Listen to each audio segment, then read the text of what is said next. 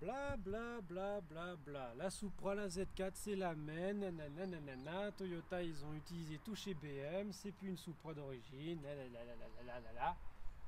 Non, c'est des voitures différentes. Alors oui, ça reprend le moteur de la Z4, de toutes les BM 40i, donc c'est le 3 litres 600 lignes turbo qui fait 340 chevaux, ça marche très très fort.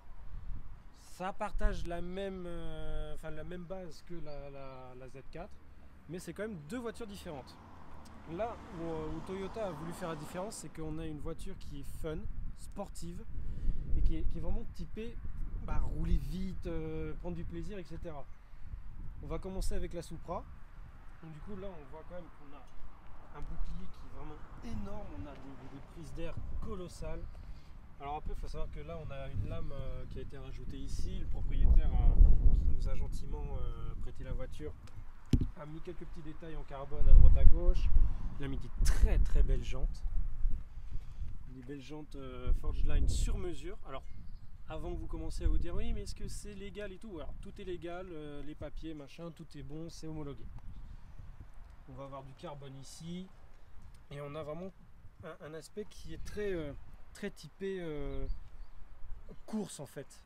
Là, quand on va revoir quand on va voir la voiture de profil, on voit la ligne qui est vraiment très lancée. Hop, sur l'arrière, on a les grosses ailes, on a quelque chose qui est très musclé. Quand on conduisait et que le propriétaire nous suivait, en fait, on voyait la voiture qui était basse. Bon, pareil, elle est un petit peu rabaissée avec des suspensions KN, pareil, c'est homologué. Et en fait, on voit la voiture, elle a beaucoup plus de prestance, elle est collée au sol, elle est plus large, on sent qu'elle est agressive. On sent on a l'impression qu'il y a un monstre qui nous suit en fait. C'est une voiture qui fait un bruit magnifique. Elle a plein de caractéristiques très spéciaux. En fait, elle a voilà, ses ailes qui sont larges, elle a un diffuseur colossal, elle a un petit feu stop à l'arrière comme sur les F1. Petit clin d'œil à l'époque où Toyota faisait justement de la course. On a un pot à Krapovic avec une belle finition bleutée, violacée. Moi j'adore, c'est magnifique. Pareil, un petit peu tirage ici. Support de plaque carbone, bon, je trouve ça mignon, c'est rigolo. Et là, la belle inscription Supra. Ça nous rappelle en fait, c'est les vieilles Supra MK4. Les gens vont dire oui, mais regardez, une belle Supra, il a fait des modifications dessus. Veuillez comprendre quand même que les Supra de l'époque, il n'y en a plus d'origine. Tout le monde a tout fait pour les modifier, en faire des bêtes. Et moi je trouve que ça dénature pas tant que ça en fait. C'est le propriétaire qui a mis des belles jantes, du carbone et tout. Moi je trouve que ça la personnalise un petit peu. Et puis ça redonne l'esprit un petit peu des vieilles Supra qui étaient toutes avec des modifications, des turbos dans tous les sens, etc. Là on s'attaque un petit peu à l'intérieur. On va avoir des beaux sièges en cuir qui sont semi-baquets, qui sont très moelleux, très confortables. On va avoir du carbone à l'intérieur. C'est là vraiment qu'on va voir la grosse différence avec BMW, c'est que BMW, on verra après sur la Z4, est plus raffiné entre guillemets, dans le sens c'est plus une voiture de cruising, de balade, etc. Là on est vraiment sur quelque chose de très sportif. On a du carbone, on a tout, c'est taillé, c'est net en fait, il n'y a pas de petites fioritures, c'est précis, les petites bouches d'aération discrètes. Là les boutons, tout est à sa place, il n'y a pas de petits trucs qui se baladent à droite à gauche. On est sur quelque chose, voilà, c'est fait pour le côté plaisir, pilotage en fait. Donc on va jeter un petit peu le coffre parce que malgré le fait que ce soit une voiture fun et sportive, c'est une voiture qu'on peut néanmoins utiliser tous les jours. Si je me souviens comment on ouvre, je ne sais pas. Comment on ouvre le coffre? Si t'arrives? Ah, il n'y a pas. Faut la clé? Ah, merci. Ah, je me suis ridiculisé, ça y est. Le coffre, bon là on voit il y a pas mal d'affaires, donc il y a une veste, un casque, etc. Mais quand on voit le coffre qui continue jusque là, c'est-à-dire que tu peux mettre, peut-être pas des skis, mais tu peux quand même mettre pas mal de choses. Ici tu as une petite plage arrière où tu peux rajouter, c'est quand même assez profond, large. Il y a quand même de la place, on peut vraiment partir en week-end, même en vacances avec, j'ai envie de dire. Je sais pas exactement combien de litres il y a dedans, mais c'est assez conséquent, on peut vraiment bien l'utiliser limite comme un daily, j'ai envie de dire. Donc là quand on retourne sur l'intérieur, là bon là t'as du plastique laqué brillant, du cuir de partout, ça c'est génial. Moi je trouve c'est les voitures sportives d'aujourd'hui, c'est du plastique, du carbone et machin. Il n'y a plus de raffinement, et là le fait de revoir du cuir et pas forcément d'Alcantara partout, je trouve que ça redonne un petit peu de noblesse, j'ai envie de dire. Là on a des belles palettes carbone qui ont été rajoutées. On a le compteur qui est totalement différent de la BM. C'est que là en fait, bon je sais pas si on peut voir, en fait si on appuie sur le bouton pour démarrer, attends excuse-moi, je peux me filer, oui. Alors le petit bouton ici, tac, non ça ne veut pas, c'est pas grave, si voilà. En gros, là on va avoir le niveau d'essence, etc. Là un beau bruit BMW, merci. La température, le compteur qui va jusqu'à 7000 tours. Et puis voilà, on a toutes les infos ici. Là on a le petit écran iDrive sur lequel on va... Non, tu te tais. Non, ça c'est... On va jamais y arriver. Oui voilà, tais-toi. On va avoir, donc du coup c'est l'interface BMW, mais pareil l'écran est différent. Et puis bah voilà, on a quelques petits rappels, c'est vrai, BMW, oui. Mais en même temps ils ont fait un partenariat et les gens se plaignent, mais je vois pas l'intérêt de se plaindre dessus en fait. Ce sont deux voitures qui se comportent différemment. J'ai déjà essayé la Supra, elle est très très très sportive quand on accélère, etc. Elle part un petit peu en travers. Bon là le propriétaire a rajouté une barre anti-rapprochement avec les suspensions et tout, ça la fait tenir quand même un peu mieux. Mais c'est une voiture qui est quand même très typée fun, sport. Et c'est vraiment, c'est que du plaisir en fait.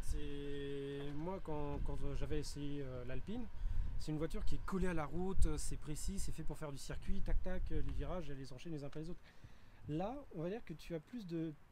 Comment dire, tu te sens dans Fast and Furious Tokyo Drift, hein, dans les virages, ça part un petit peu, ça te donne un petit sourire, tu sens que la voiture, elle a envie de te tuer un peu quand même.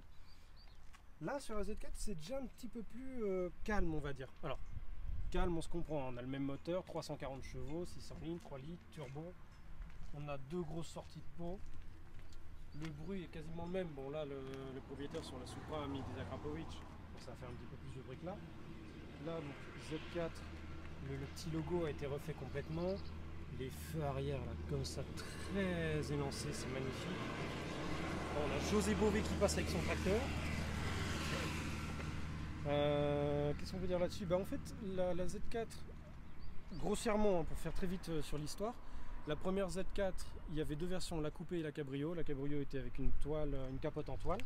Sur la deuxième génération, c'était une capote en dur. Et là, ils sont revenus sur la toile. Ça laisse penser que peut-être il y aurait un coupé. Ou pas, vu qu'on a une Supra. Le coffre, bon pareil, là on a un mini béquet qui ressort, c'est très bien. On a un grand coffre, on a 281 litres, 280 pour nos chers amis francophones de France.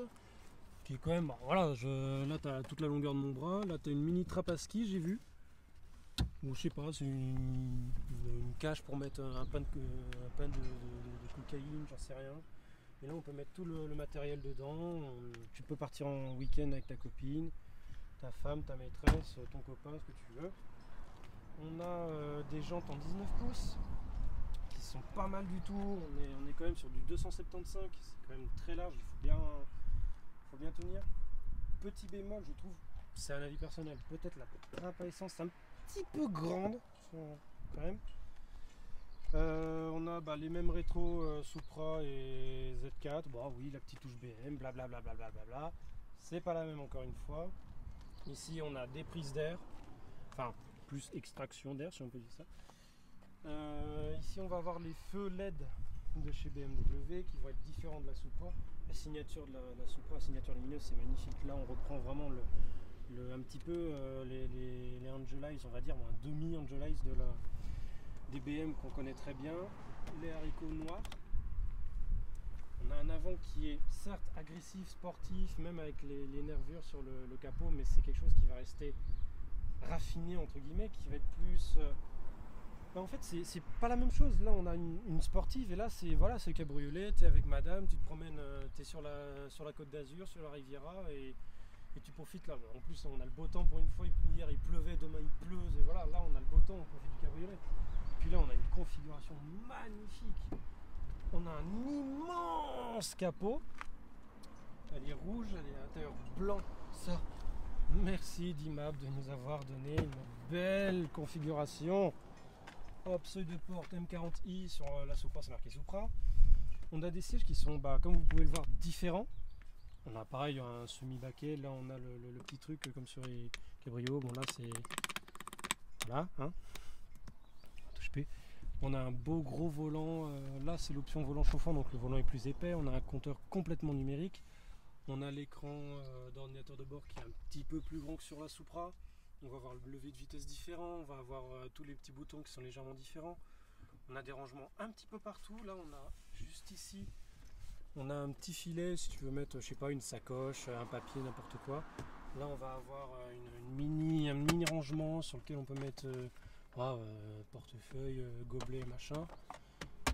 Tac, non ça tant pis, hop ça va aller là. Hop, on a un rangement ici, j'arrive de l'autre côté, bouge pas.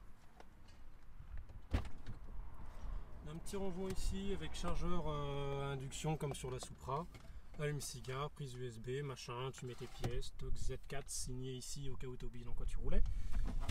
Ici la boîte à gants, voilà, un petit rangement ici comme sur un Supra, un petit filet. Et puis voilà, moi je trouve que c'est une voiture qui est très, en plus dans cette configuration, elle est très élégante. Elle est très belle, là on a du beau cuir partout. C'est très très bien. Bon, c'est pas une individuelle, mais je pense qu'on est quand même sur une bonne qualité. Ça change un petit peu quand même. On va ouvrir les deux capots, comme ça on va pouvoir montrer qu'il y a quand même une petite différence. Hop, là on a un immense capot. Hop, une cathédrale. Le petit, petit 6 cylindres en ligne BMW. Bon, imitation carbone, mais bon, voilà, c'est pas comme si on passait notre temps à regarder le moteur de notre voiture, surtout quand cette voiture c'est pas fait pour. Hein. On peut avoir un côté sport, mais c'est pas, voilà, on va pas arriver dans les rassos en mode regardez mon moteur comment il est beau. Non, c'est bien rangé, c'est nickel, c'est pas trop, j'ai envie de dire. Sur la Supra, c'est légèrement différent, si mes souvenirs sont bons.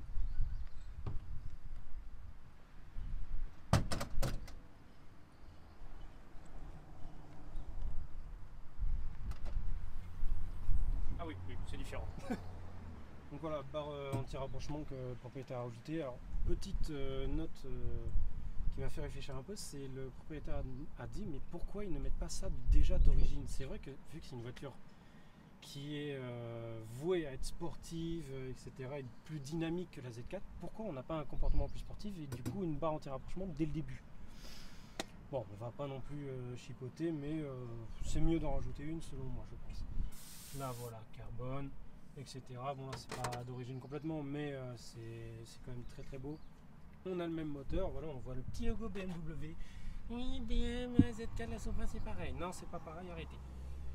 Mais sinon, voilà, on a deux voitures qui, même si elles partagent le même châssis et le même moteur, il faut savoir que la gestion est différente. Celle-là va être plus calme, celle-là va être plus nerveuse, plus sportive. Et puis voilà, c'est deux voitures qui sont quand même légèrement différentes. C'est deux utilisations différentes, c'est deux profils même d'acheteurs différents. C'est une personne qui veut profiter du beau temps, etc., va acheter plus le cabriolet. Celui qui va vouloir quelque chose de plus sportif, plus dynamique, va prendre la Supra. Les gens s'entêtent à vouloir comparer, dire oui c'est les mêmes, blablabla, c'est pas les mêmes. Après il y a eu beaucoup de partenariats entre plusieurs marques, Porsche et Mercedes qui ont fait la 500e. C'est pas une Porsche, c'est une Mercedes. Là c'est pas une BM, c'est une Toyota. Je vais essayer de pas casser ça. Alors on va entendre le petit bruit quand même. Je te laisse aller derrière, bouger tes oreilles.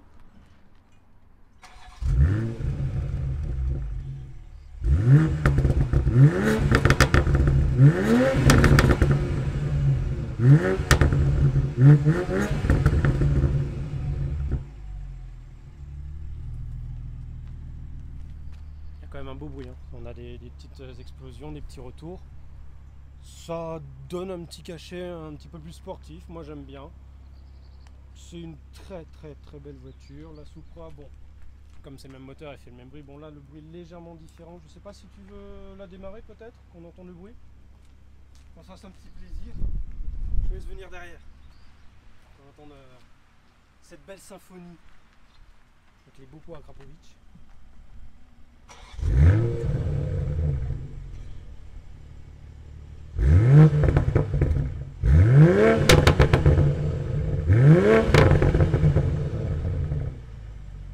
Voilà, comme on peut l'entendre, c'est quand même déjà un peu plus grave. Le son est plus rauque. Les explosions sont un petit peu plus violentes, j'ai envie de dire. Voilà, c'est différent. Et puis, encore une fois, deux profils qui sont différents, voilà, tout simplement. Et puis moi, je trouve qu'on est sur des voitures qui se démarquent bien des voitures qu'on va croiser tous les jours. On n'est pas sur les A45, sur les C63, je sais pas, les M3, d'autres voitures comme ça. On est sur voilà, un strict 2 places, coupé ou cabriolet. Et on va avoir un comportement différent parce qu'on a un capot qui est très long. C'est deux voitures qui vont se conduire différemment. Et moi, j'apprécie parce que ça change. Ça change et vraiment, c'est des voitures à essayer, c'est des voitures à voir. Si vous voulez essayer la Z4, n'hésitez pas à contacter Dimab qui nous a gentiment prêté la nouvelle BMW Z4 et qui du coup est disponible pour des essais, etc. Bon, on parle pas d'essais vroom vroom, on part faire un burn et oui, inquiétez pas, je l'achète. Non, si vous êtes vraiment intéressé, essayez-la. Ne faites pas perdre leur temps nos chers copains de chez Dimab. Voilà, je pense qu'on a fait quand même le tour sur ces deux beautés. Je peux me permettre de... On a fait le tour sur ces deux beautés. Tant pis, c'est pas grave. Merci vraiment d'avoir regardé cette vidéo. N'hésitez pas à nous suivre sur Instagram, Supercarros Suisse, ASXI pour notre photographe qui n'est pas là aujourd'hui. Et moi-même, pgr.59. Allez sur le site supercarrossuisse.com sur lequel j'ai mes reviews. Il y aura la review de la petite Z4. La Supra, je la connais, je vais faire une review également. Et puis il y a les essais, les reviews, un petit peu d'histoire aussi, j'ai commencé un article dessus. Et puis toutes les dates pour les prochains rassos. Merci beaucoup et à la prochaine.